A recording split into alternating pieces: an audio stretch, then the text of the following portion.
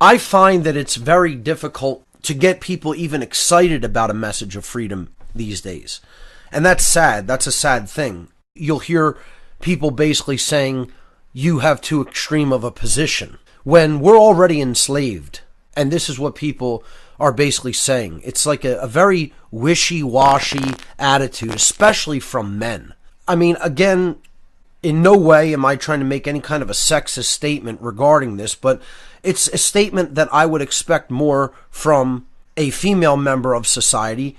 Moreover, not because they're just less apt to understand real freedom, but because this system of control benefits them a lot more than it does men in many ways. It also oppresses them as much, if not more so, than men in many ways. But you can see how the system has been designed to basically do a lot of violence unto men, particularly at the behest of women in many cases when it comes to certain things that they want to do, to use the apparatus of the violence of the state to get back at men in some ways. Okay, if there's a problem between them. The state has traditionally been used like that by many women in society. So you can understand the perceived benefits that a lot of women in society have regarding the state. What I can't understand more so, much more so than that attitude, is I can't understand how men can want to continue to support and uphold the completely immoral institution that is government. It's very saddening to me that this is how domesticated and emasculated men have become. You know, I mean, they have literally had the courage sucked right out of them. They're wishy-washy. They're soft. Let's just come right out and say it. They're cowards. They're cowards. You say something about rebellion to them. You say something even just about how absolutely immoral government is, and you could see that look come over their face like a frightened dog. Like, oh my God, he's talking about this. Oh, how am I going to get out of this situation? I don't want to talk about this. I'm too scared to talk about this. I'm too chicken to talk about this. I'm too much of a little boy to even talk about this, let alone do something about it. You know, and this is where society is at, folks. You have practically half of society cheering on the state, and the other half is too chicken shit to do anything about the absolute immoral coercion, violence, and slavery that's being enacted by the state. And until that changes, I mean, don't expect anything better than what we have. Expect it to get infinitely worse. Because men have to really start to deeply understand that they need to table this discussion about how the state needs to ultimately be confronted and ultimately ended. But moreover, they need to table the discussion that they need to start having absolutely nothing to do with women who want anything to do with the state.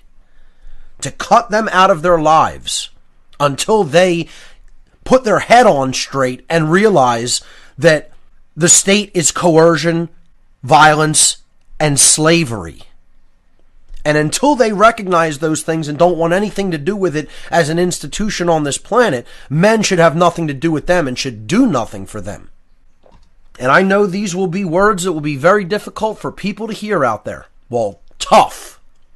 I could care less how you perceive it. I'm not here to be your friend or be liked by you. I've said that a million times. You know, I'm here to tell the truth about what's going on in this society, so that slavery can be ended in it. People's minds are completely socially engineered by people they never met, never even knew, and aren't ever going to know, probably, who meet covertly, plan covertly, and execute their plans covertly. What I find hard to swallow about all of this is that I'm living in the city where the founding fathers of America lived, walked, wrote the Declaration of Independence, organized against the British, fought the British, and set up the foundational principles by which this country was supposed to allegedly work. And in that very city you have a bunch of wishy-washy little boys who are afraid to even table a discussion to talk about the immorality of the state. And here's why, folks. They have no courage. They're cowards. They're afraid of rebellion. They're afraid of lawful, righteous rebellion. It instills fear in them, like a little boy. And that's why they're living lives of quiet desperation. That's why they find life so difficult and constantly battling against it. Never going actually with a flow of life, but constantly in a state of depression, constantly in a state of conflict. Internal conflict and conflict with those around them. And they don't understand why things aren't going to get any easier, because they're battling against creation itself. They're battling against the universe itself. If there's one thing I know for sure, the universe rewards those with courage. That's why it's rewarding the dark occultists. Again, this is something people don't want to hear me say. How could you say the universe rewards evil, Mark? Why? Because if evil people have more courage than good people, you know what? The universe is going to reward them. It's going to work that way. Especially if they don't actually carry out the actual physically harmful behavior and get stupid dog, minion, robot followers to do it for them. They understand how to perform little tricks to get around the brunt of natural law consequences, these dark occultists. Not that they're going to escape at all, but they're certainly not going to get hit with the kind of karmic debt that an order follower gets hit with. People still don't understand how that works, because they think karma and natural law work some different way than it actually does. I've talked about this concept before on the podcast. I call it dark care. When somebody who has bad intentions at least aligns their thoughts, their emotions, and their behaviors. Their thoughts, their emotions, and their actions are aligned as one.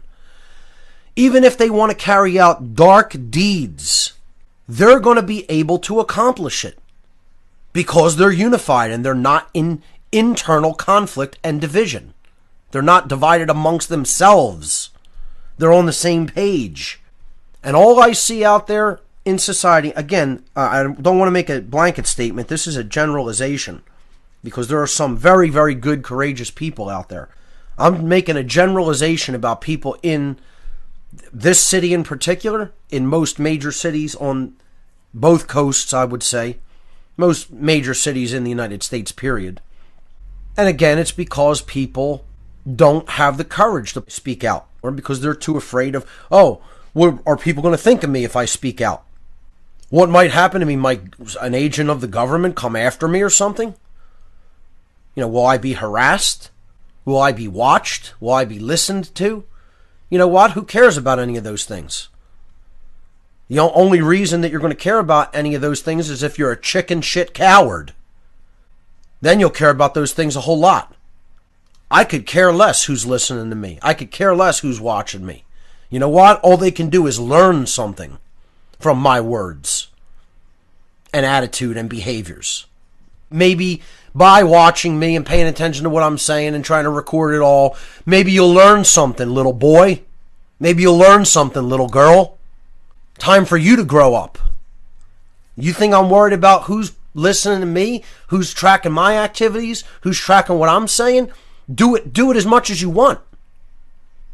First of all, I'm not afraid of you, because I know that's all you are, is a little arrested development, completely spiritually deadened being. What do I have to be afraid of that? I'm not afraid of you physically, let alone spiritually. And once again, true courage is not the absence of fear. I'm not saying that you need to be completely fearless. You know, you be completely fearless, you could be reckless. Courage is moving forward with what you're doing that you know to be right in spite of whatever fears may be present. That means you could say to yourself, oh, I might be afraid of what the government might do, of what these order-following hordes of orcs might do to me physically, because they're brainwashed morons. But you know what? That doesn't mean that you're not going to continue to do what you're doing anyway. See, that's where the absolute cowardice of most of the people of this society comes in. They let their fear stop them from doing anything. Stop them from taking right action. Stop them from learning. Stop them from understanding. Stop them from putting information forward for others to understand. And as soon as the word rebellion is spoken, they shut down. People have this total fear that they allow to cut them off from what not only they want to be doing in many cases, but what they really should be doing and need to be doing if we're going to reverse this human condition of slavery. There's so many people who could probably actually do a good job with conveying information because they have a mind that can take in information and process it and understand it and then deliver that to others. But they're in this state of arrested development. They've been shut down before they even begin. It really is like a child in many cases with these people. It's like a frightened child who says, "Oh, Daddy told me not to go near that. That's in Daddy's closet. We don't go in there because that's where all his stuff is at, and he told us we don't go in there." This is really what it's like. It's like a psychological child. They can't get past that fear. They can't get past that idea that they've been told you don't go to that topic. And so they obey. And as long as that courage is missing, they're going to remain enslaved. I mean, this is what a lot of occultists looked at as the ultimate answer. Courage. More so than even care. More so than even knowledge and understanding.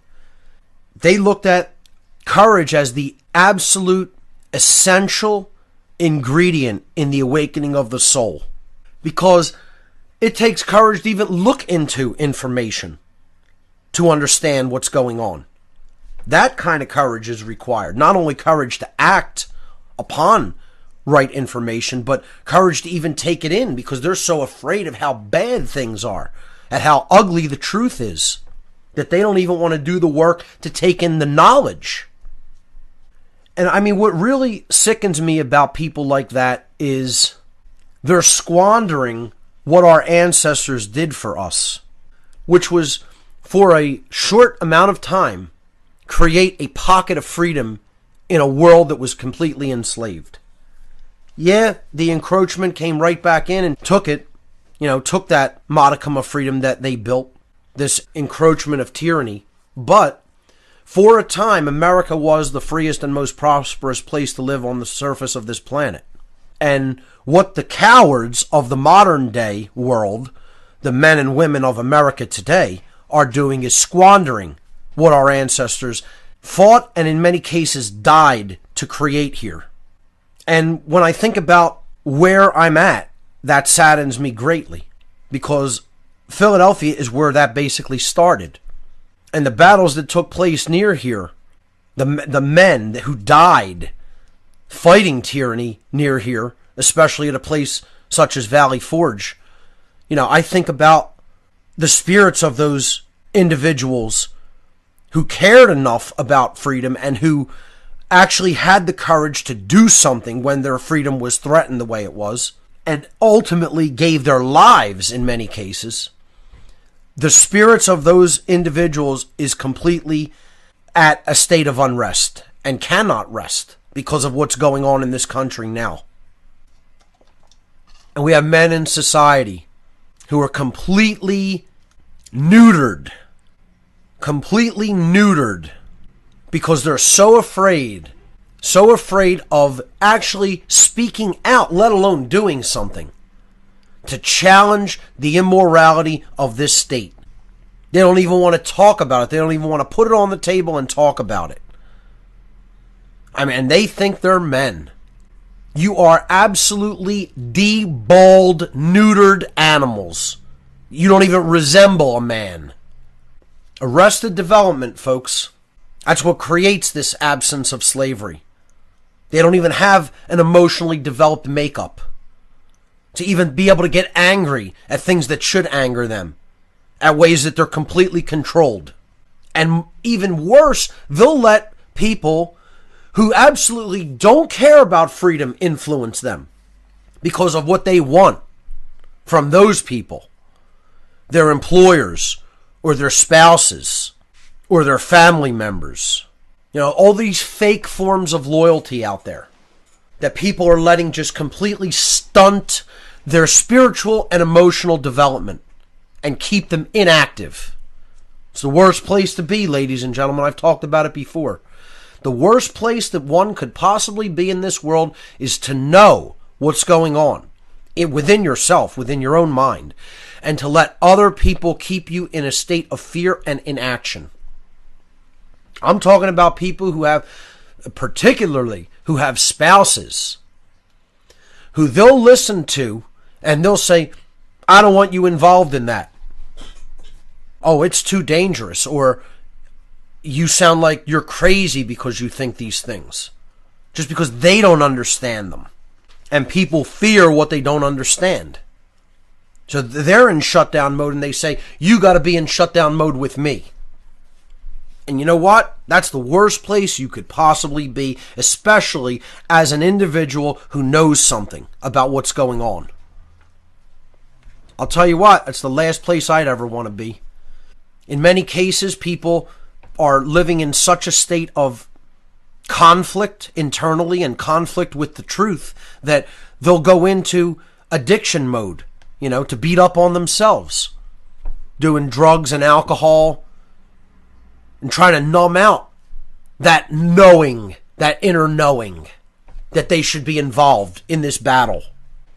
Part of getting that whole attitude out of your whole makeup is to develop real courage and start getting on the side of truth and start getting on the side of right action, to do what you need to be doing in society, to start doing the great work. And you'll see how the universe will come to your aid and your life will actually improve. People think, why is my life so difficult? Why am I encountering so much resistance, etc.? Well, part of it is because you don't care about truth. Part of it is because you don't care about freedom. And you're not actively doing something to try to advance those things in the world. People love their creature comforts. And I understand women's love of creature comforts. What really aggravates me is how much men have become attached to creature comforts and how much they love, quote unquote, love life. Whenever I hear people say, I love life, it's like, I don't know how you could love this state of existence the way that it is. You love life the way it is. There's something seriously, seriously broken inside of you. I mean, you're way, way more screwed up than I even imagined. Life in the form that we're living it today shouldn't be loved, folks. I mean, don't get me wrong. I'm not knocking the whole idea of life. Of course, life is a brilliant gift, a wonderful gift. But I'm saying if you love the way things are now, there's something really wrong with you. And this is the problem. People are so attached to their comforts, the way that they do things now, the way that they have something set up. You'll hear people say, I don't want to speak out about that, or I don't want to talk about any of that because I don't want to lose what I have. You don't want to lose what you have. What do you think you have? The things you think you even have don't even belong to you. Your body is claimed by somebody else, let alone your physical objects, like your house or your car. I mean, it's a joke. This is how selfish and satanic this society is. This idea that I'm comfortable. I'm in a comfortable job. I'm in a comfortable house. I'm in a comfortable relationship. These are all false notions of comfort anyway. If you're in a relationship where the other person really doesn't care about freedom, you're not in any real relationship. You're just attached. That's all. You just don't want to be by yourself because you're trying to fulfill some need to be with somebody else when that's not any kind of genuine situation. Like you're in a job and you're happy that you make a certain amount of money so you can live a certain lifestyle, and really all you're doing is prostituting yourself. How many people are actually doing something they genuinely want to be doing? Very, very, very few. Because all they want is the paycheck. And they'll prostitute themselves out for it.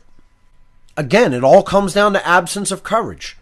I'm too cowardly to stand up to my boss. I'm too cowardly to quit my job and do something I really want to do. I'm too cowardly to stand up to my so-called spouse because they're saying that what I'm talking about doesn't have any validity or is quote-unquote crazy. I mean, imagine people allowing other people's perceptions to color what they're doing because they don't have the courage to stand up for themselves and do what they want to do or what they know they should be doing. And ultimately it comes down to we love our comfort and our lives, quote unquote, more than we love freedom, more than we love truth and freedom. And that's a false form of love. That has nothing to do with agape, with true love, with love as a higher form of awareness and consciousness that allows consciousness to expand and unfold and evolve. And again, it's part of the whole social engineering, the war on men, the war on the sacred masculine aspect of self-defense, the war on self-defense in general, keeping people sedate, trying to keep them as calm as possible so that they can be led to slaughter without resistance. There's a war on testosterone, folks. This is another thing I'm going to talk about at Free Your Mind 4. That's the chemical of rebellion, and they want that eliminated from society as much as possible. The chemical assault that people are under to arrest their development and destroy testosterone in society, which is not only essential for a man's development and the spirit of rebellion to be present in a man, but it's also necessary for women to have testosterone in their bodies to have hormonal balance, healthy sexual attitudes and energy, and for them to have an amount of rebellion within them, not to just be enslaved and ruled. So it's an essential compound for both men and women. And that's why there's a war on it. That's why there's so many over estrogenizing chemicals, estrogen mimickers, that take this compound out of the human physiology. I personally know an individual, a man, who's a friend of mine, who had such a problem with testosterone, I won't mention any names, but had such a problem with testosterone that his doctor told him, for all intents and purposes, you have the hormonal balance of a woman. Your body is mimicking the hormonal aspects of a woman because your testosterone levels are so low, they're almost non-existent for what they should be as a man. And this individual had to have testosterone injections. I'm not even sure he might even still be taking them. So, I mean, this is because of this chemical onslaught. Things like bisphenol A is another thing that attacks testosterone and acts as an estrogen mimicker. Who knows what's in the heavy metal, toxic soup that they're spraying on us every day, being sprayed like bugs from the chemtrail assault. I think there's still an enormous amount of ignorance in society. But I don't necessarily believe that any amount of talking is going to remedy that ignorance, because these people are willfully ignorant. But not only willfully ignorant, they are cowards. Period. And their cowardice is not going to allow them to see the truth, accept the truth, and act upon the truth. And no amount of suffering is going to develop courage. Courage is something that has to be worked within the individual to be built up, to be built upon. And that takes time, especially if someone has lived in a state of cowardice, softness, weakness for their whole lives.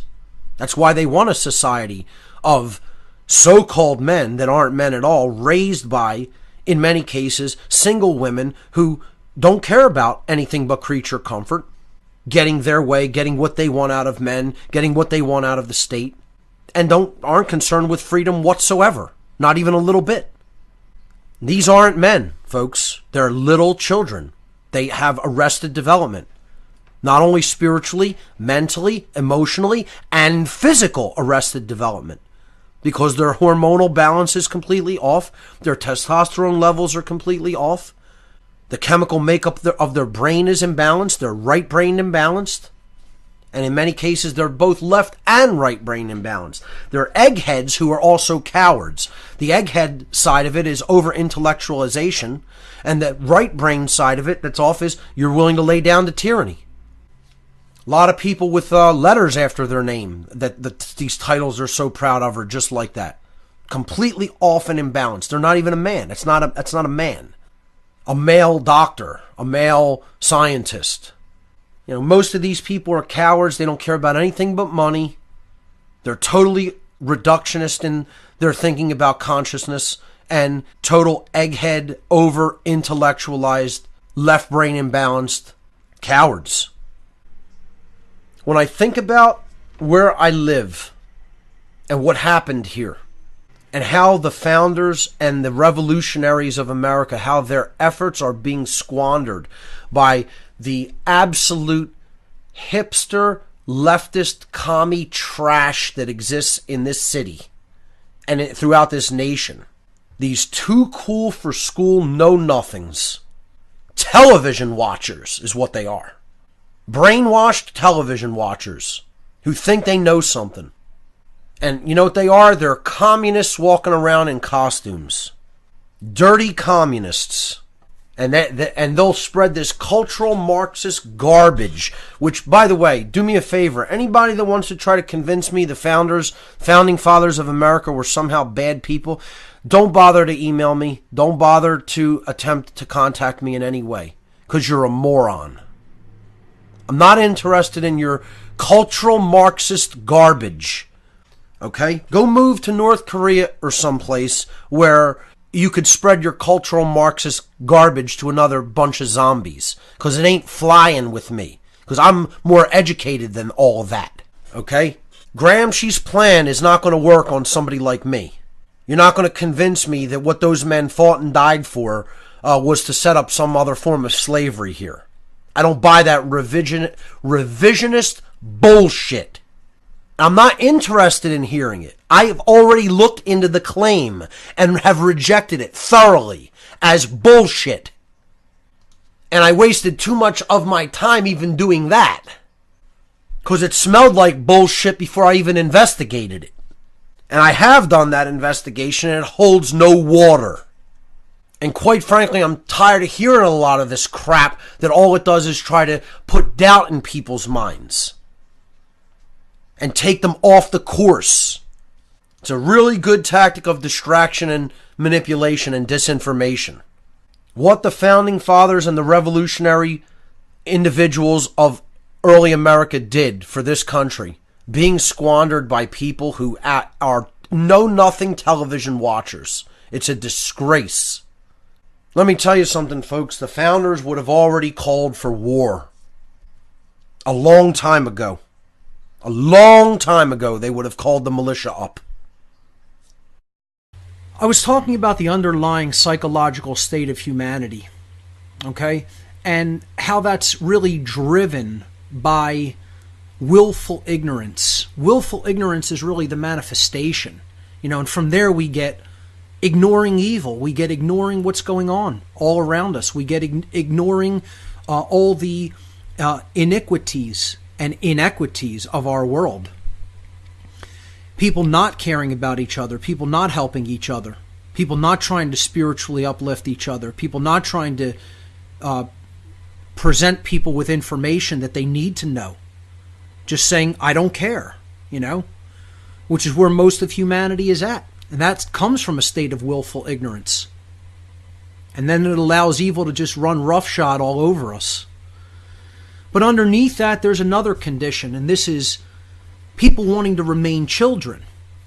It's them wanting to remain in a state of not having any personal responsibility and abdicating personal responsibility, believing that they can abdicate personal responsibility, I should say, to someone else. It's not my responsibility to understand this. It's not my responsibility to take care of myself. It's not my responsibility to help out my fellow man. It's not my responsibility to teach my fellow man anything. No, that's somebody else's responsibility. It's the state's responsibility above all else, don't you know? That's what people want to pass this responsibility off to. That's government's job, And then government becomes like the surrogate parent in a society of beings like that, in that kind of a mind state. And I was explaining to people there's another underlying condition that lies beneath wanting to remain an eternal child and not ever have any personal responsibility. And that is self-loathing. A people cannot truly love themselves if they don't want to grow up and take care of themselves. How could they possibly love themselves? It's not possible. People will hate to hear that said directly. And I understand that. I get it. Believe me, folks, one thing I'm not, regardless of whatever else you may think I am, I'm not naive. I'm not a naive person. I know exactly where the psychological dynamic of humanity is at. I told people last week I will often know what's going on in somebody's mind where they will not. Because somebody who has studied psychology at the depth that I have at this point, you can know things about people that they don't know about themselves because they've never drudged up these issues, these psychological issues, and worked with them and dealt with them and confronted them, let alone studied them in depth. So I know what people think when I say that we're a self-loathing species. I get that they're in denial. They're in psychological denial about that. They don't want to hear it. Does that make it untrue? Absolutely not. It's true nonetheless. We are a species in self-loathing. Because only a species in self-loathing, in the aggregate, I'm not saying everybody is. Don't confuse my words. I'm not saying every single individual. Plenty of people have true self-respect. Not nearly enough, but there are many who do. But as in the aggregate, when we're talking about the whole species of humanity on Earth, it's a paltry few in percentage-wise. Okay? So what I'm talking about here is aggregate numbers. The vast majority, the vast percentages of people are in a state of psychological self-loathing.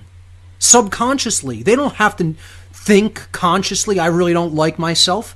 Most people don't have self-loathing issues at that conscious level and like want to kill themselves or say that they hate themselves. Nonetheless, they do hate themselves deep down inside, underneath it, at the subconscious level, at the level of the unseen. Okay, and there's another reason for this self-hatred. See, again, just to clarify this, only a people who are self-loathing and ultimately hate themselves could allow themselves to remain enslaved. It follows logically. If you just think about it, it has nothing to do with the physical enslavement here. People are participating in their own enslavement because they will not desist in doing certain jobs, because they will not desist in continuing to support the financial and monetary enslavement, because they want theirs. See, they can't transition to the mindset that there's only one family living on this planet. It's too far beyond their level of consciousness to go to. They can't make that fundamental understanding to transition into the level of awareness that there is no separation at the ultimate level. And I get it. Not everybody understands that. That is the one level of actual separation. Consciousness.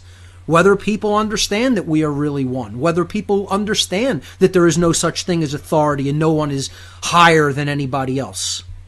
And that doesn't mean there aren't people who are at higher levels of awareness and consciousness when it comes to these truths.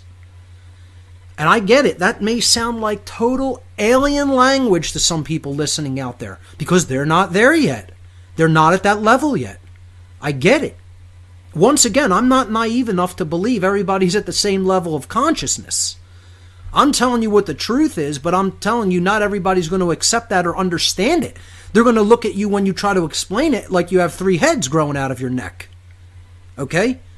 Don't make the mistake of believing people are on the same level of awareness when it comes to the solutions, to what really needs to be done, because they're not. Most people can't even comprehend that language, let alone really understand the level of consciousness it's going to take to get there. You know, it would literally, with some people, be like trying to explain arithmetic to a dog. Literally. And I'm not saying that to insult people. I'm saying it because it's true. That's the level of consciousness they're at. So, this self-loathing condition is what has to ultimately be repaired. Now, that's not easy work. That's not going to be easy to do, because the conditions are holding people in self-loathing as well. Not just their psychological framework or mindset. The external conditions in the world are continuing, because these people don't have time to work on themselves. They're too busy doing things for survival needs, you know? Let alone, they're barely scraping by with basic survival, let alone thinking about deep nested psychological issues at the subconscious level.